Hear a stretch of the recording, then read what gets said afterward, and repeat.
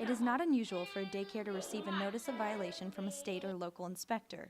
Violations can come from such minor things as not having enough toilet paper in a bathroom stall or exposed dirt under a swing. But some Columbia daycare facilities have received repeated warnings from state regulators over something more serious: having employees who haven't had their state-required criminal background checks. Both state and local governments inspect every licensed daycare in Missouri. Violations noted at inspections are published on the Department of Health and Senior Services website. 10 Columbia daycare centers have been written up in the last 2 years for not having an employee's background screening on file. For example, a 2013 inspection of Big Steps Early Learning Center in North Columbia found that 6 employees working on a single day did not have background checks on file.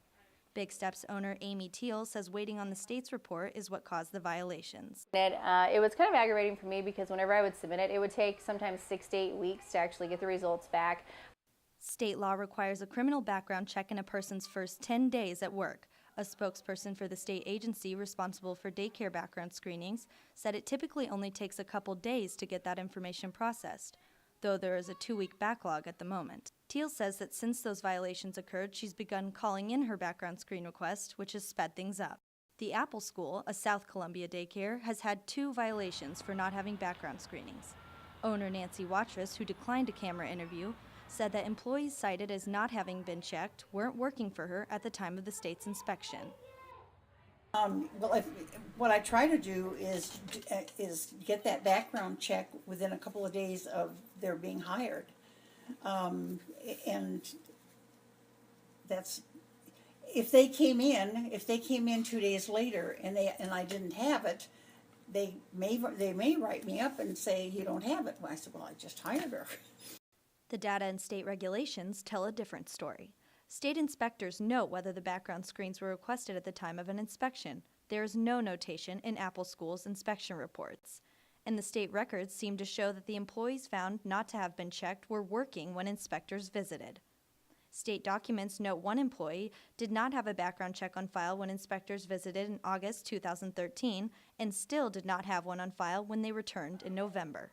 When inspectors revisited this August, they found another employee working that day who did not have a current background screening on file.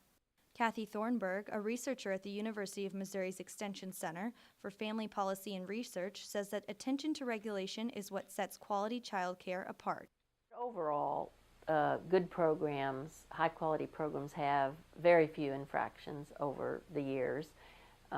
Again, it's just human nature. There might be a slip up here or there.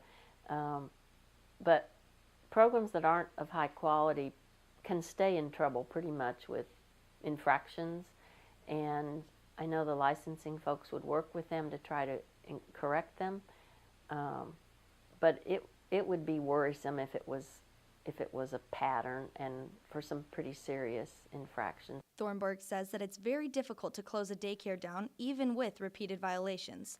The Department of Health and Senior Services, which regulates daycare facilities in the state, declined repeated requests for interviews. With producers Haley Reed and Vera Tong, Emma Nicholas, KOMU 8 News, Columbia.